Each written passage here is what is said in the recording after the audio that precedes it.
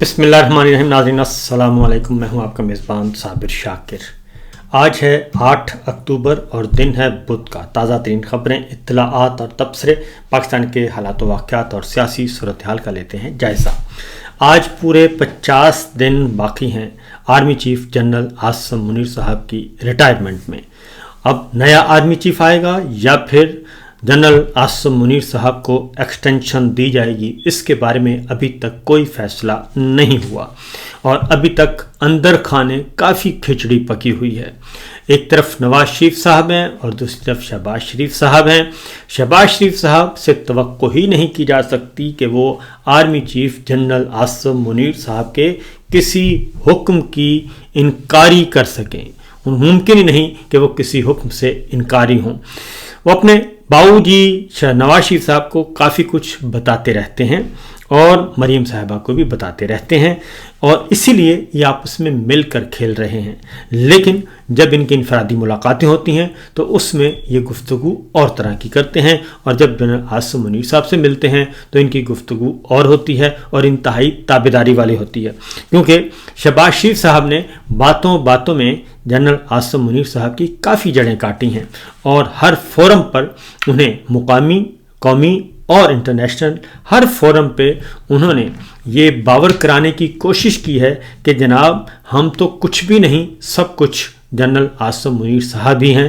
دراصل وہ ایک تیر میں دو شکار کر رہے ہوتے ہیں اور بتاتے ہیں کہ وزیر اعظم تو میں ہی ہوں، لیکن یہ جو غیر انسانی سلوک ہو رہے ہیں، جمہوریت کا قتل ہو رہا ہے، الیکشن چوری ہوا ہے، اس میں میں حصے دار نہیں ہوں. جو عمران خان صاحب کے ساتھ معاملہ چل رہا ہے، سیاسی قیدیوں کو جیلوں میں ڈالا ہوا ہے، جو فوجی ٹرائل ہو رہے ہیں غیر آئینی، غیر قانونی طور پر، اس کے پیچھے میں نہیں ہوں، اس کے پیچھے جنرل صاحب ہیں. وہ بڑے پیار محبت سے اور بڑے بھولپن میں یہ سب کچھ کرتے ہیں اور لوگ انہیں سمجھتے ہیں کہ شاید یہ مداری ہیں. جیسا کہ ملائیشیا میں انہوں نے علامہ اقبال کی ایک شعر کی تشریح کر دی انگریزی میں اور انہوں نے سمجھا یہاں پہ کہہ رہے ہیں کہ یہ کیسا مداری ہے. نہیں، وہ مداری نہیں ہے، وہ بہت بڑے فنکار ہیں اور اپنے لیے جگہ بنانا جانتے ہیں. اور ایک طویل عرصے سے ان کی یہ خواہش تھی کہ وہ وزیر اعظم ہاؤس پہنچیں. پرویز مشرف صاحب کے زمانے میں بھی انہوں نے بہت کوشش کی، لیکن جنرل باجوہ صاحب کو قابو کرنے میں وہ کامیاب ہو گئے اور نواز شریف صاحب بھی پھنسے ہوئے تھے اور مریم صاحبہ بھی پھنسی ہوئی تھی. اس لیے انہوں نے اس کو غنیمت جانا اور یہاں سے وہ نکلے اور وزیر اعظم ہاؤس پہنچ گئے. کیونکہ اس سے پہلے جب نواز شریف صاحب ڈسکوالیفائی ہوئے تو اس وقت بھی شہباز شریف صاحب کو نومینیٹ کرنے کی کوشش کی گئی تھی کہ وزیر اعظم ان کو بنا دیتے ہیں، لیکن اس وقت بیگم کلثوم نواز صاحبہ میدان میں آئیں اور پھر آپس میں ان کے اختلافات ہوئے. لیکن اس وقت پھر نواز شریف صاحب کی آئی تھنک والدہ نے سارے معاملات درست کروائے اور اس تنازع کو ختم کروا دیا تھا. تو بہرحال اب شہباز شریف صاحب ٹریل پہ ہیں اور اس ٹریل پہ ہیں، تیزگام ٹریل پہ ہیں، لہٰذا انہیں اب کوئی مسئلہ نہیں ہے. اب آتے ہیں کہ یہ جو کیا وجہ ہے کہ ابھی تک نوٹیفیکیشن کیوں نہیں ہو سکا. اب کچھ وضاحتیں بھی آ رہی ہیں اور جان بوجھ کے جنرل عاصم منیر صاحب کو متنازع بھی بنایا جا رہا ہے ان کی طرف سے، کیونکہ ویسے تو ہیں ہی متنازع، لیکن جب حکمراں جماعت کی طرف سے بھی متنازع بنانے کی کوشش کی جائے تو پھر سمجھ لیجئے کہ یہ پالیٹکس ہو رہی ہے. اس کی وجہ ہے کہ آپ کو میں ایک شارٹ سنواتا ہوں، آپ وہ سن کر حیران ہوں گے کہ ایک بار پھر بحث شروع کر دی ہے مسلم لیگ نواز اور مسلم لیگ نواز کے وزراء نے کہ جناب فیلڈ مارشل کا کوئی ذاتی ایجنڈا نہیں، جب بھی مدت ختم ہوگی وہ گھر جائیں گے. فیلڈ مارشل وزیر اعظم یا صدر ہاؤس آنے کا ارادہ نہیں رکھتے، یعنی کہ نہ ہی وہ صدر بننا چاہتے ہیں اور نہ ہی وہ وزیر اعظم ہاؤس آنا چاہتے ہیں. اب ایوان صدر کی بات تو ایک حد تک درست ہے، لیکن وہ وزیر اعظم ہاؤس کیسے پہنچ سکتے ہیں؟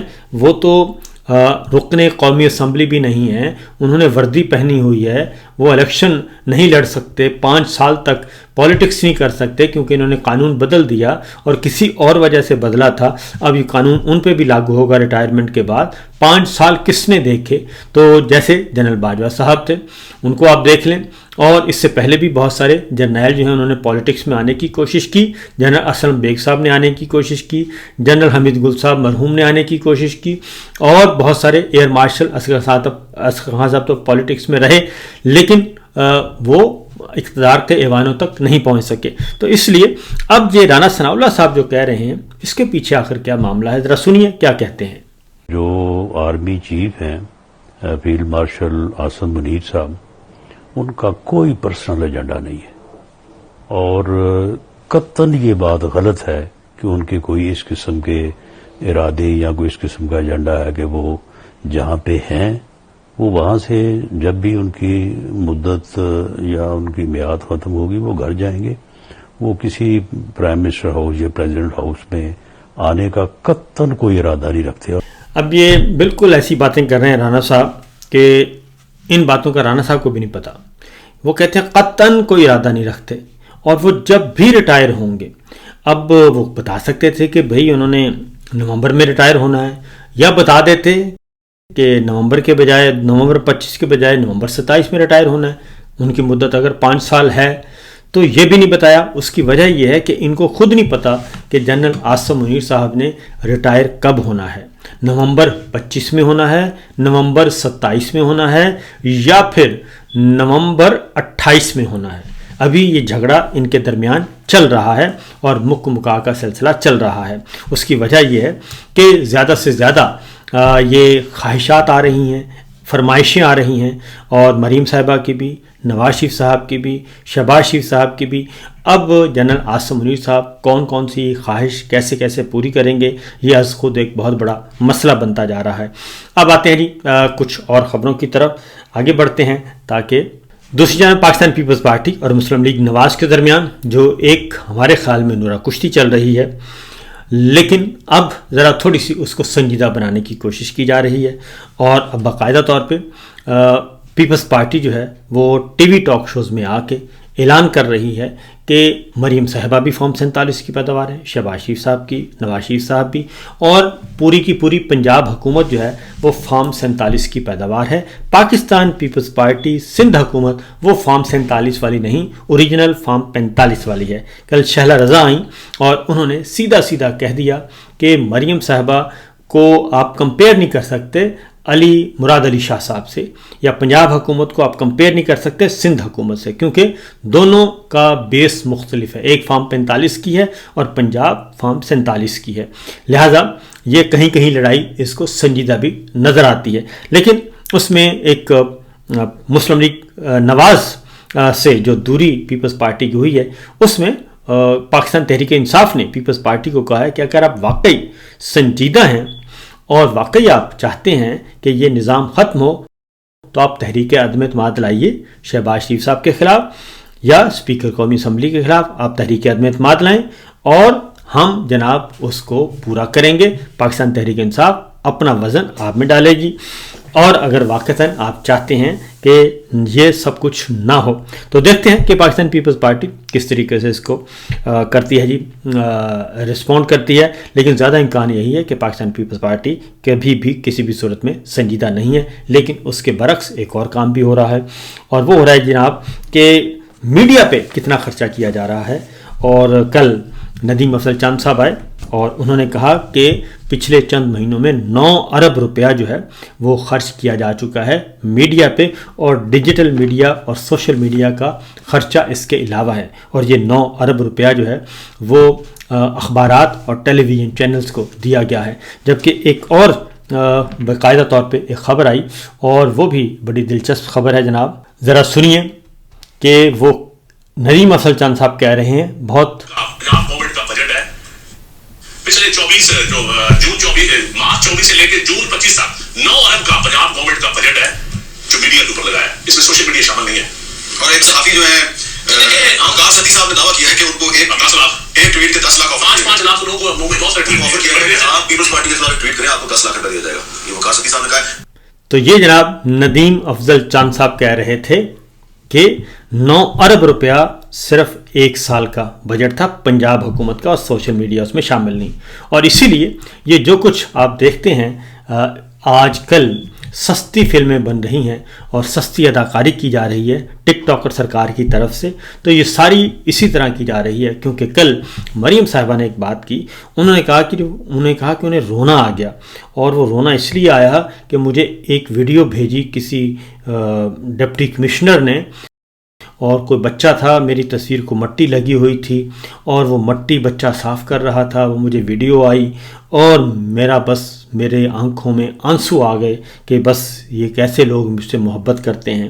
تو حیرانی ہوتی ہے کہ یہ جانتے بوجھتے ہوئے بھی کہ آج تک آپ نے کوئی اچھا کام کیا نہیں ہے، اور حکومت اور اس وقت کسان جو ہیں وہ مر رہے ہیں، عام آدمی مر رہا ہے، سیلاب متاثرین مر رہے ہیں، اور کسی کا کوئی پوچھنے والا نہیں ہے، اور آپ اس طرح کے تصاویر اور اخباری اشتہارات کے ذریعے سے ایک اپنی تشہیری مہم چلاتے ہیں اور کہتے ہیں جناب ہم بہت زیادہ مقبول ہو گئے ہیں، جبکہ حقیقت ہے کہ حقیقت اس کے بالکل برعکس ہے.